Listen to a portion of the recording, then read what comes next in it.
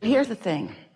You're going to like this, because this is what you're reaching for, and as you hear it, and you will, a whole lot of things are going to start clicking into place fast for you, because you've done the work, you've sifted through the data, your vortex is ripe, it's ready to pop for you on all these fronts. You can feel that. But here's the distinction that we want you to hear. And this is the thing about deliberate creation. For a while, we called these gatherings the science of deliberate creation. Science meaning creation is always evolving and changing, like science must. And deliberate meaning you want to be purposeful about what you think. But after a while, we gravitated toward calling it the art of allowing instead, because people got too heady in the thoughts that they were thinking about being deliberate. And so this is the distinction that we want you to hear. Feel the difference between focusing on a subject like a specific job and the things that you will do, or a specific relationship and what that person might be like. Feel the difference between the details of the manifestations that you can see and hear and smell and taste and touch, and the details of the manifestation that you're feeling with your emotions. Because as a human, you're oriented toward seeing and hearing and smelling and tasting and touching. So most of you, when you are making your lists of what you want, you're kind of heavy on that part of it, how you want it to look, how you want it to be.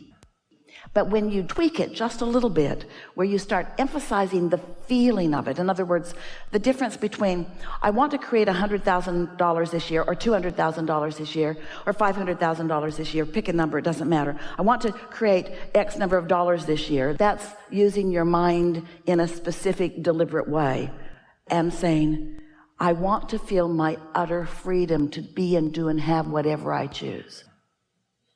And so what you're wanting to do is amplify the emotional things that you're looking for, the freedom and the clarity and the collaborative nature, the harmonics of the workplace, the bigness of it, the expansiveness of it. And as you're thinking in those more vibrational terms, rather than in those specific see it, hear it, smell it, taste it, touch it terms, something will shift within you. You'll feel it right away. When you start calibrating to the feeling of security, meaning stable no matter what, calibrating your emotion to things always work out for me, as you calibrate like that, then more and more evidence of that, even right where you stand in the current working environment that you're standing, things start shifting like that. You begin to notice it right away. We are happy that you were with us on that. And so let's go back and just define that in a strong way. Everything that you're approaching, you can approach it as a subject. In other words, there's a subject of politics, and there's a subject of medicine, and there's a subject of parenting, and there's a subject of schools. We could keep this sentence going for days and days and days, just talking about subjects. But then there's the emotional stance of well-being. There's the emotional stance of freedom. There's the emotional stance of awesomeness and eagerness and friendliness even. Can you feel the difference? When you start reaching for the way, what you want and why you want it, it's the why you want it. There isn't anything that anybody wants, whether it's a pile of money or a new relationship or a different job or an empire. There isn't anything that anybody wants, ever has or ever will, that is for any other reason than that they believe they will feel better when they're there. So if you start focusing on how you want to feel until you're feeling that way, because you're focusing on feeling that way, things just begin lining up. And the thing that's so great about that is that you never get it done. Can't get it wrong. Reason you can't get it wrong is because it's never done. It'll just keep morphing into something else. So when you catch this emotional point of attraction spirit of things, then what happens? You're happy now, and you're happy now, and you're happy now. It's not like I've got that goal of that job, and on my way to it, I'm feeling pretty frisky, and then I've got it, yay, but now I've got it, yay, and now I've still got it, yay, and I've still got it, yay. Where if you're focused upon expansion and freedom, then nothing ever stalls out. And this is really the biggest point that we're making in all of that. You heard it clearly, but we're going to make it again. Just imagine, just feel with us.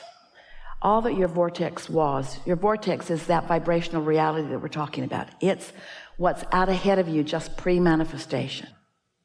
It's all the things that you've aspired to that now, as your doubt subsides, will start flowing into your experience. So it works like this. There's this vortex of all that you've asked for.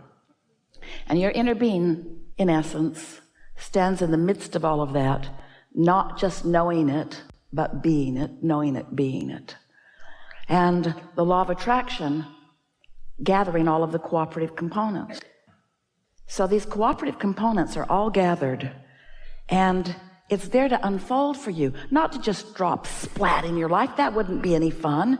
To unfold in your life in this continuous, never-ending, long stream of lovely experiences. So here it all is, and it's ready for you. Are you ready for it? So you decide you're going to meditate because you are going to be ready for it. So every day you meditate. You quiet your mind. Esther likes to listen to the air conditioner or the sound. If she's in a room where there's no sound, she has an app that says central air. You want to focus on something that you have no thought about, like Esther never thinks, I've heard better. There's no negative thought about that. And sometimes she'll focus and then her mind will wander, and then she'll bring herself back and her mind will wander. Sometimes it takes a little bit to really quiet her mind. But once you quiet your mind, your vibration rises because there's no resistance holding it down. And once you reach the vibrational equivalent of your inner being, who has no resistance, now what's in that vortex and what your inner being knows about that vortex can be received by you. It just sort of wafts into your experience. It's where ideas come from, and inventions and impulses. So the more you're doing that, then the more you're finding those impulses flowing into your experience.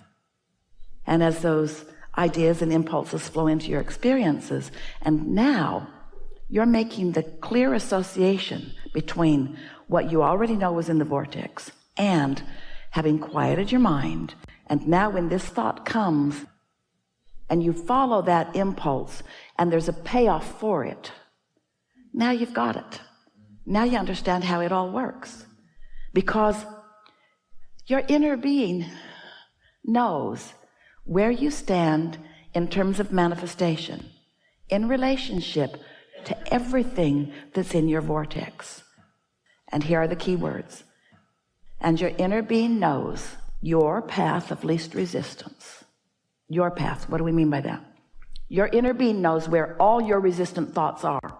And your inner being, in your tuned in, tapped in, turned on state of being, will guide you around and over and under all of those resistant thoughts right to what you want.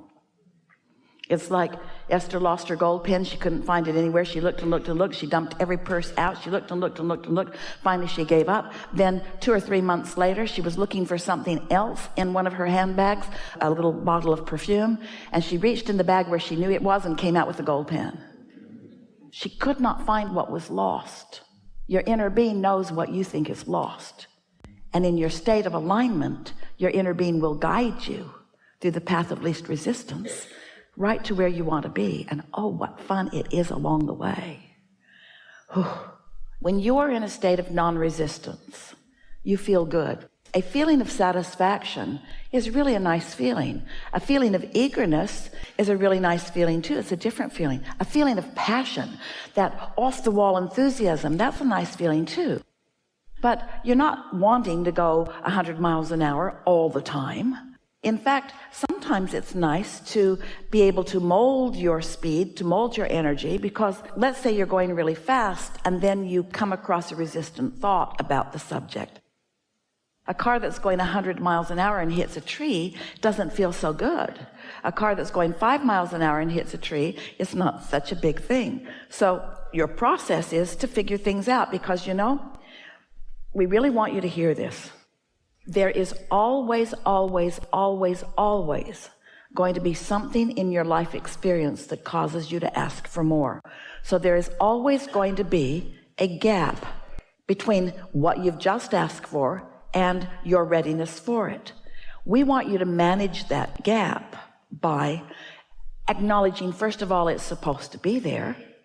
Next of all, that nothing's going wrong. Next of all, that things are always working out, so that you can stand in that pleasurable place of enjoying watching things fall into place. You forget that you are creators, and that's the way life is with you. You have a new experience which gives you a new request, and that new request now has given your vortex a new segment. The new request that you just threw in affected everything else that was already there, and now everything is finding cooperation with everything else. Do you see what we're getting at? It's just a constant state of evolution and becoming. And so you don't need to be eager to get somewhere. What we want you to be is satisfied where you are. Because if you will focus on being satisfied with what is, the eagerness for more will come naturally. It will come so easily, and you won't have those highs and lows, that roller coaster life that so many people have when they want something and then they get it and then they go into depression because they're not ready for the next and the next. Does that make sense to you? This is why we were emphasizing earlier. You want it for the feeling of it, and once you calibrate to that feeling of why you want it, now there's just another and another and another. That's the distinction, that when you're looking for a specific goal, you want it, you're looking forward to this trip, you plan for it, you go on the trip, and now it's over, and now you're in a funk. That's the difference between what we were talking about the subject being the trip and the subject being the happily ever after life that I'm living. Because you're always on a trip. You're always around a lot of people. There is always so much potential for collaboration and consideration and rendezvousing. You see what we're getting at? So that will sort of steady that, because if you have those feelings of exhilaration and then that feeling of being bored, that's not that steady state of allowing that we're talking about. And it also indicates that there's a little bit of conditional response. In other words, the trip or whatever it is you created was your reason for happiness, and now you need something else to replace it. Where if you let your intention be to focus upon finding that feeling and not needing the condition to support it. Most people live a very conditional love. They don't love just because it's natural to love. They love because there's somebody to love and somebody that's loving them back. And it feels good when somebody holds you as their object of attention and they're loving you. Oh, it feels so good. But now you need their undivided attention. They better not go have dinner somewhere or go to work. You need their undivided attention because they are the reason that you feel the way you do. That's not what you're looking for. You're wanting to connect with who you are so that where you are looking feels good to you all the time. And then there isn't the high and the low and the high and the low. It's just that steady feeling of well-being that is constantly expressing itself in another way and in another way and in another way. Esther was texting a friend as she was waiting at the airport in San Diego. And her friend said, "Where are you going?" And Esther said, "Dallas." And then she wrote, "Yee-haw." Just for fun. She's never done that in her life. She doesn't even know what came over her. It's not something that she has ever said. It just happened. So now it was a direct flight, and the plane landed, and a very funny flight attendant who was making the majority of the announcement said, "Welcome to Dallas. Welcome to Love Field." And the passenger across the way said, "Yee-haw." And Esther thought, all right, this is the universe playing with me. It's like they know in advance that that guy's going to do that. So they set me up for that. They set me up for that. And it was way funny. Everyone laughed, but especially Esther.